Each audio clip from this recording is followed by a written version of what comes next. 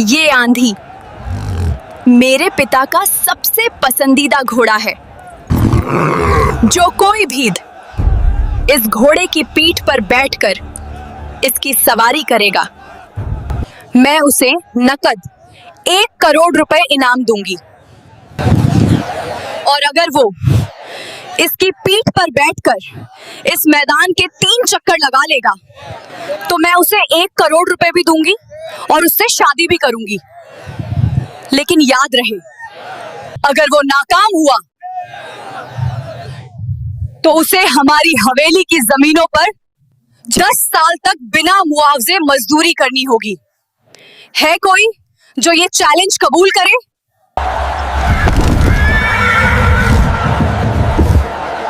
मुझे ये चैलेंज कबूल है। मैं इसकी सवारी भी करूंगा और 3 चक्कर भी लगाऊंगा। तुम बड़े बड़े घुड़सवार भाग गए और ये बच्चा कहता है मैं इसकी सवारी करूंगा। अगर तुम हार गए तो सारी जिंदगी हमारे अस्तबल में जानवरों का गोबर उठाओगे। मुझे सब मंजूर है, मुझे बस आपसे शादी करनी है। हरियाणा के जिला भिवानी का एक छोटा सा गांव सरसोली आज एक अजीब से तनाव की जद में था। हवेली के सामने मौजूद विशाल मैदान में हजारों लोगों का मजमा जमा था, मगर खामोशी ऐसी थी कि परिंदों के परों की हल्की सी आवाज भी साफ सुनाई दे रही थी। आज उसी मैदान के ठीक बीचों बीच एक दैत्याकार मारवाड़ी नस्ल का काला घोड़ा बंधा हुआ था, जिसे लोग आंधी के नाम से जानते थे। उसका नाम उसकी रफ्तार और गुस्से की पहचान था। चमकती हुई काली खाल, माथे पर सफेद निशान और लोहे की तरह मजबूत खुर जो बेचैनी से जमीन खुरच रहे थे, वह वाकई एक खौफनाक दृश्य पेश कर रहा था।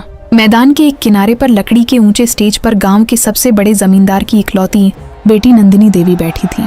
उसके चेहरे पर घमंड और ठंडा मिजाज साफ झलक रहा था, जो उसके शाही माहौल की गवाही दे रहा था। नंदिनी ने माइक संभाला और उसकी आवाज पूरे मैदान में गूंज उठी। मैं एक बार फिर ऐलान करती हूँ, ये आंधी मेरे पिता का सबसे पसंदीदा घोड़ा है।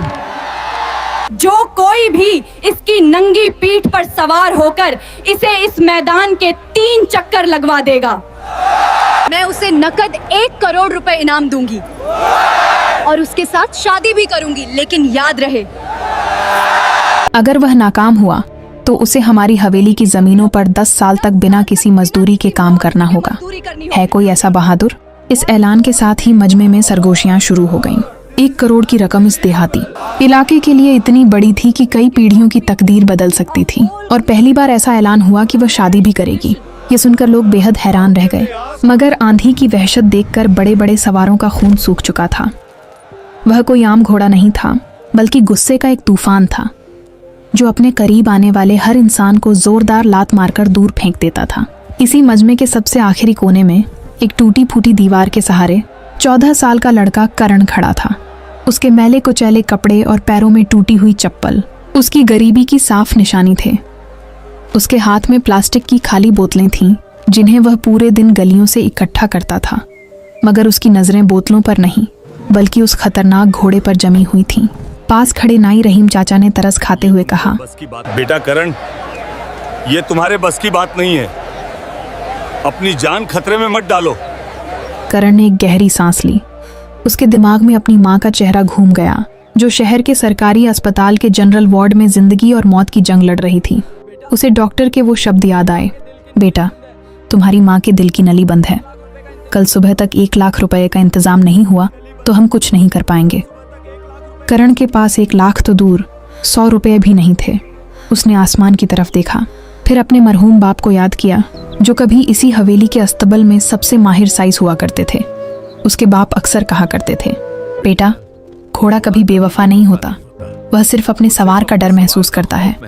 अगर तुम उसका दोस्त बन जाओ तो वह तुम्हारे लिए अपनी जान भी दे सकता है। अचानक मैदान में शोर मच गया। एक ताकतवर पहलवान ने आगे बढ़ने की हिम्मत की, मगर जैसे ही आंधी ने जोरदार हिनहिनाहट के साथ अपने अगले पैर हवा में उठाए, वह पहलवान डरकर उल्टे कदमों भाग गया। नंदिनी देवी के होठों पर एक तंज भरी मुस्कान उभरी। क्या इस बहादुर गांव में कोई दिलेर नहीं? सबके सब डरपोक हैं क्या? एक कमजोर मगर मजबूत इरादे वाली आवाज पूरे मैदान में गूंज उठी। बस करे, मेरा नाम करण है और मैं आंधी पर सवारी करूंगा। और अगले ही पल पूरा मजमा हंसी से गूंज उठा जब लोगों ने एक दुबला पतला लड़का देखा जो कचरे का थैला कंधे पर डाले हिम्मत के साथ आगे बढ़ रहा था। तो मजमे में एक हलचल सी मच गई। करण धीरे धीरे स्टेज के करीब पहुंचा और नंदिनी देवी की आंखों में आंखें डालकर बोला, मुझे 1 करोड़ नहीं चाहिए बीबी जी, बस मेरी माँ के ऑपरेशन का खर्चा दे दे और मेरे बाप पर जो आपके खानदान ने चोरी का इल्जाम लगाकर उनकी इज्जत छीन ली थी वो दाग मिटा दें। नंदिनी देवी की आंखों में गुस्से की चमक उभरी। तुम्हारी ये जुर्रत कैसे हुई? वह ठंडे लहजे में बोली। खैर, अगर तुम अपनी जिंदगी बर्बाद करना चाहते हो तो मुझे कोई एतराज नहीं, लेकिन याद रखना, अगर तुम हार गए तो सारी जिंदगी हमारे अस्तबल में जानवरों का गोबर उठाओगे। करण ने बिना किसी डर के सिर हिला दिया और आंधी की तरफ बढ़ने लगा। जैसे ही वह घोड़े के करीब पहुंचा, आंधी ने उसे तिरस्कार भरी नजरों से देखा और जोरदार हिनहिनाहट के साथ अपने खुर जमीन पर मारे। मजमे में डर की एक लहर दौड़ गई, लेकिन करण भागा नहीं। उसने अपनी जेब से एक छोटी सी बांसुरी निकाली। यही वह बांसुरी थी जिसे उसका बाप अस्तबल में घोड़ों को शांत करने के लिए बजाया करता था। आंधी अचानक चौंक उठा और फिर बिजली की तेजी से करण की तरफ लपका। मजमे से चीखें उठ गईं। कई लोगों ने अपनी आंखें बंद कर लीं, जैसे अगले ही पल यह लड़का कुचल दिया जाएगा। मगर एन उसी पल जब घोड़े के भारी खुर करण के सीने से टकराने वाले थे, पूरे मैदान की सांसें थम गईं। आंधी ने अचानक रुख बदल लिया। वह अब करण की तरफ नहीं बल्कि तूफान की तरह स्टेज की तरफ बढ़ रहा था। नंदिनी देवी की आंखों में पहली बार डर दिखाई दिया। वह अपनी जगह से हिल भी नहीं पाई थी कि आंधी ने अपने अगले पैर हवा में उठा लिए, जैसे स्टेज को तोड़ देगा। नहीं, करण की चीख पूरे मैदान में गूंज उठी। वह सीधे घोड़े के सामने नहीं भागा। उसने तुरंत अपनी जेब से एक लंबा लाल कपड़ा निकाला और उसे हवा में जोर से लहराया। करण ने एक जबरदस्त छलांग लगाई और ऐन वक्त पर वह कपड़ा आंधी की आंखों के सामने आ गया। घोड़ा एक पल के लिए ठिठक गया और यही वह मौका था। करण ने तुरंत उसकी गर्दन के बाल मजबूती से पकड़े और एक ही झटके में उसकी नंगी पीठ पर सवार हो गया। आंधी बिफर उठा। उसने करण को गिराने के लिए जंगली अंदाज में उछलना शुरू कर दिया। कभी वह हवा में ऊंचा उठता, कभी तेजी से घूमता, कभी जमीन पर जोर से खुर मारता, मगर करण मजबूती से टिका रहा। करण उसके कान के पास झुका और अपने बाप की सिखाई हुई वही धीमी फुसफुसाहट की, वही नरम आवाज। धीरे धीरे आंधी के शरीर की सख्ती कम होने लगी। उसकी सांसें सामान्य होने लगीं और कुछ ही पलों बाद वह पूरी तरह शांत होकर खड़ा हो गया। पूरे मैदान में एक पल के लिए सन्नाटा छा गया और फिर अचानक तालियों का तूफान उठ पड़ा। करण ने न सिर्फ नामुमकिन को मुमकिन कर दिखाया था, बल्कि नंदिनी देवी की जान भी बचा ली थी। नंदिनी, जिसका चेहरा अब तक पीला पड़ चुका था, हैरानी और शुक्रगुजारी के मिले जुले जज्बात के साथ करण को देख रही थी। करण ने स्टेज की तरफ देखकर कहा, बीबी जी, मैंने अपनी शर्त पूरी कर दी। अब मेरी माँ का इलाज और मेरे बाप की इज्जत आपके हाथ। नंदिनी कुछ कहने ही वाली थी कि अचानक स्टेज के पीछे से उसका चाचा विराट सिंह गुस्से से भरा हुआ आगे आया। ये सब धोखा है, वह चिल्लाया। ये घोड़ा पहले से ही काबू में था और इस लड़के ने जरूर कोई जादू या दवा इस्तेमाल की है। एक चोर के बेटे को कोई इनाम नहीं मिलेगा। करण की आंखों में दर्द और गुस्सा दोनों साफ झलकने लगे। विराट सिंह ने एक चालाक मुस्कान के साथ मजमे की तरफ देखा और कहा, अगर ये वाकई इतना बहादुर है तो उसे एक और परीक्षा देना होगा। अगर वो उसमें सफल रहा तो इनाम उसका। करण का दिल एक पल के लिए जोर से धड़क उठा। वह पुराना अस्तबल, वही मनहूस जगह थी जहां बरसों पहले करण के बाप पर झूठा इल्जाम लगाकर उन्हें बेइज्जत किया गया था। करण के दिल में एक अजीब सा डर था। उसे एहसास था कि इस जगह में कुछ न कुछ गलत जरूर है, मगर अपनी माँ की जिंदगी बचाने के लिए उसने हिम्मत करके सिर हिला दिया। शाम के साए गहरे होते जा रहे थे जब करण आंधी को साथ लेकर हवेली के पीछे वाले हिस्से में पहुंचा, जहां वह पुराना अस्तबल था। वहां की हवा में एक अजीब सी बदबू और सन्नाटा था, जैसे इस जगह ने कई राज अपने अंदर छुपा रखे हों। जैसे ही करण ने आंधी को अंदर ले गया, भारी लकड़ी के दरवाजे एक जोरदार धमाके के साथ अपने आप बंद हो गए। बाहर से विराट सिंह की हंसी गूंजी। करण, क्या तुमने सच में सोच लिया था कि तुम यहाँ से जिंदा वापस जाओगे? अंदर घुटन और खतरे का एहसास करण की रगों में दौड़ने लगा। अचानक अंधेरे में एक खौफनाक साया हिला। वह एक शिकारी कुत्ता था, मगर आम कुत्ता नहीं, बल्कि भेड़िए जैसा विशाल और खूंखार। वह धीरे धीरे दबे पांव करण की तरफ बढ़ रहा था। आंधी ने तुरंत खतरा भांप लिया। उसने जोर से जमीन पर खुर मारे और तेज हिनहिनाया, जैसे करण को चेतावनी दे रहा हो। उसी वक्त करण का पैर एक पुराने संदूक से टकराया। संदूक का टूटा हुआ ढक्कन एक तरफ गिर गया। अंधेरे में टटोलते हुए करण का हाथ संदूक के अंदर पड़ी किसी ठंडी और भारी चीज से टकराया। उसने उसे बाहर निकाला और उसकी आंखें हैरानी से फैल गईं। यह जमींदार देवी प्रसाद सिंह की असली मुहर और वही असली वसीयत थी जिसके बारे में कहा जाता था कि उसे करण के बाप ने चुराया था। करण के दिल में तूफान उठ गया। तो यह यहाँ थी। मेरे बाप चोर नहीं थे। उन्हें इसलिए निकाला गया था ताकि यह सच कभी सामने न आए। मगर सच पर सोचने का वक्त नहीं था। अचानक वह खूंखार कुत्ता एक जबरदस्त छलांग लगाकर करण पर झपटा। करण ने डर के मारे आंखें बंद कर लीं, मगर उसे कोई चोट महसूस नहीं हुई।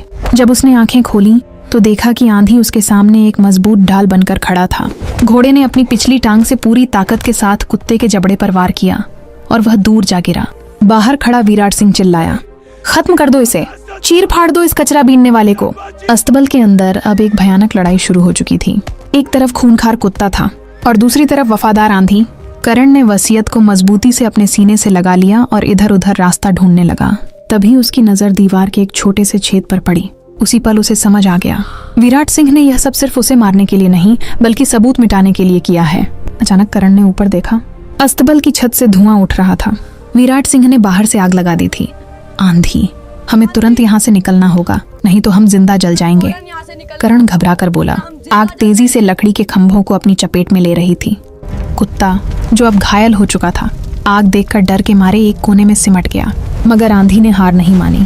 करण ने देखा कि अस्तबल का पिछला दरवाजा एक भारी लकड़ी के गट्टे से बंद था। करण तुरंत आंधी की पीठ पर चढ़ा और उसे एड़ लगाई। आंधी ने जोर से हिनहिनाया और फिर पूरी ताकत के साथ उस बंद दरवाजे की तरफ पागलों की तरह दौड़ पड़ा। जैसे ही आंधी दरवाजे से टकराया, एक जोरदार धमाका हुआ और लकड़ी के तख्ते चकनाचूर होकर बिखर गए। करण और आंधी आग के भड़कते हुए शोलों को चीरते हुए बाहर खुले मैदान में आ निकले। बाहर नंदिनी देवी और गांव के लोग आग देखकर पहले ही इकट्ठा हो चुके थे। विराट सिंह के हाथ में अब भी माचिस की डिब्बी थी और उसके चेहरे पर एक शैतानी मुस्कान फैली हुई थी। लेकिन जैसे ही उसकी नजर करण पर पड़ी, जो जिंदा था और उसके हाथ में वसीयत थी, उसके चेहरे का रंग उड़ गया। करण लड़खड़ाते हुए आगे बढ़ा और वह वसीयत नंदिनी देवी के पैरों में फेंक दी। बीबी जी, ये देख लीजिए, मेरे बाप चोर नहीं थे। असली चोर आपकी हवेली के अंदर छुपा हुआ है। नंदिनी ने कांपते हाथों से वह कागज उठाया। जैसे जैसे वह उसे पढ़ती गई, उसकी आंखें गुस्से से लाल होती चली गईं। उसने विराट सिंह की तरफ देखा, जो अब चुपके से वहां से निकलने की कोशिश कर रहा था। चाचा जी, आपने मेरे पिताजी की वसीयत छुपाई और एक बेगुनाह इंसान की पूरी जिंदगी बर्बाद कर दी। उसकी आवाज में पहली बार जबरदस्त गूंज थी। उसी पल दूर से पुलिस की गाड़ियों के सायरन सुनाई देने लगे। मगर कहानी अभी खत्म नहीं हुई थी। अचानक एक गोली चलने की आवाज ने पूरे गांव को सन्नाटे में डाल दिया। परिंदे पेड़ों से उड़ गए और एक पल के लिए ऐसा लगा जैसे वक्त थम गया हो। विराट सिंह ने आखिरी कोशिश में गोली चलाई थी, मगर वह गोली नंदिनी तक नहीं पहुंच सकी, क्योंकि आंधी ने खतरा भांपते हुए तुरंत अपना रुख मोड़ लिया था। गोली उसके कंधे को छूती हुई निकल गई। उसी पल करण ने तेजी से नंदिनी को नीचे गिरा दिया और इस तरह उसकी जान बच गई। करण ने तुरंत झपटकर विराट सिंह की कलाई पर जोरदार वार किया, जिससे पिस्तौल उसके हाथ से छूटकर दूर जा गिरी। गांव वालों ने तुरंत आगे बढ़कर विराट सिंह को पकड़ लिया। कुछ ही पलों में पुलिस भी मौके पर पहुंच गई और विराट सिंह को गिरफ्तार कर लिया गया। नंदिनी देवी ने कांपते हुए हाथों से करण को सहारा देकर उठाया। उसकी आंखों में पश्चातावे के आंसू थे। करण, मुझे माफ कर दो। हमने तुम्हारे परिवार के साथ बहुत बड़ी नाइंसाफी की। मगर करण का ध्यान कहीं और था। उसकी जेब में रखा पुराना मोबाइल लगातार बज रहा था। उसने कांपते हाथों से फोन उठाया। दूसरी तरफ से डॉक्टर की घबराई हुई आवाज आई, करण, तुम कहाँ हो? तुम्हारी माँ की हालत बहुत खराब हो रही है। अगर अगले 1 घंटे में ऑपरेशन शुरू नहीं हुआ तो हम उन्हें नहीं बचा पाएंगे। यह सुनते ही करण के पैरों तले जमीन खिसक गई। रात का वक्त था और गांव से शहर का अस्पताल 40 किलोमीटर दूर था। कोई भी गाड़ी इतनी जल्दी वहां नहीं पहुंच सकती थी। करण की आवाज भर्रा गई, बीबी जी, मुझे इनाम नहीं चाहिए, बस मुझे तुरंत अस्पताल पहुंचा दें। मेरी माँ। नंदिनी ने तुरंत घड़ी की तरफ देखा, फिर घायल आंधी की तरफ, जो अपने जख्म के बावजूद पूरी हिम्मत से खड़ा था। गाड़ी कच्चे रास्तों में वक्त लेगी, वह बोली। करण ने आंधी की आंखों में देखा। आंधी ने धीरे से अपना सिर करण के कंधे पर रख दिया, जैसे कह रहा हो, मैं तैयार हूँ। करण ने नंदिनी से इनाम का वह चेक लिया जो वह पहले ही तैयार रख चुकी थी और एक पल भी गंवाए बिना आंधी की पीठ पर सवार हो गया। काली रात, बादलों की गरज और आंधी की बेमिसाल रफ्तार। ऐसा लग रहा था जैसे वह घोड़ा जमीन पर नहीं बल्कि हवा में उड़ रहा हो। कच्चे रास्ते आए, जगह जगह कांटेदार झाड़ियां भी आईं, मगर आंधी ने अपनी रफ्तार जरा भी कम नहीं होने दी। करण लगातार अपनी माँ का नाम पुकारता रहा और आंधी को हिम्मत देता रहा। आखिरकार ठीक 35 मिनट बाद शहर के अस्पताल के इमरजेंसी गेट पर एक काला घोड़ा आकर रुका, जिस पर मिट्टी से लथपथ एक लड़का सवार था। करण घोड़े से उतरते ही हाँफते हुए अंदर दौड़ा और डॉक्टर के हाथ में 1 करोड़ का चेक और नंदिनी देवी का सिफारिशी खत थमा दिया। डॉक्टर साहब, तुरंत ऑपरेशन शुरू कीजिए, मेरी माँ को बचा लीजिए, खुदा के लिए। डॉक्टर तुरंत हरकत में आ गए और उसी पल एक नई उम्मीद ने जन्म लिया। वक्त गुजरता गया और आखिरकार वह खबर आई जिसका करण बेसब्री से इंतजार कर रहा था। उसकी माँ की जान बच गई थी। इस घटना के बाद सरसोली गांव का नक्शा ही बदल गया। करण का बाप, जिसे कभी चोर कहा जाता था, अब एक ईमानदार और बेगुनाह इंसान के रूप में याद किया जाने लगा। नंदिनी देवी ने अपनी गलती सुधारते हुए हवेली के पुराने अस्तबल को एक आधुनिक एनिमल रेस्क्यू सेंटर में बदल दिया और उसका इंचार्ज करण को बना दिया। वक्त गुजरता गया। एक शाम करण अपनी माँ का हाथ थामे हवेली के खूबसूरत बाग में बैठा था। उसकी माँ अब पूरी तरह स्वस्थ हो चुकी थी। पास ही आंधी शांति से हरी घास चर रहा था। उसके कंधे पर लगा जख्म अब एक तमगे की तरह दिखाई देता था, वफादारी और बहादुरी की निशानी। माँ ने प्यार से करण के सिर पर हाथ फेरा और पूछा, बेटा, उस दिन जब मौत तेरे सामने खड़ी थी, क्या तुझे डर नहीं लगा? करण मुस्कुराया, आंधी की तरफ देखा और धीरे से बोला, माँ, डर तो लगा था, मगर बाबा कहा करते थे कि जब नीयत साफ हो और मकसद बड़ा हो तो भगवान खुद अपनी मखलूक को आपका रखवाला बना देता है। उसने आंधी की तरफ देखते हुए आगे कहा, मैं अकेला नहीं था, मेरे साथ मेरे बाप की दुआ और एक सच्चे दोस्त की वफादारी थी। आसमान में सितारे चमक रहे थे और फिजा में दूर कहीं बांसुरी की वही धीमी धुन गूंज रही थी, जो अब डर की नहीं बल्कि जीत, मोहब्बत और वफादारी की पहचान बन चुकी थी।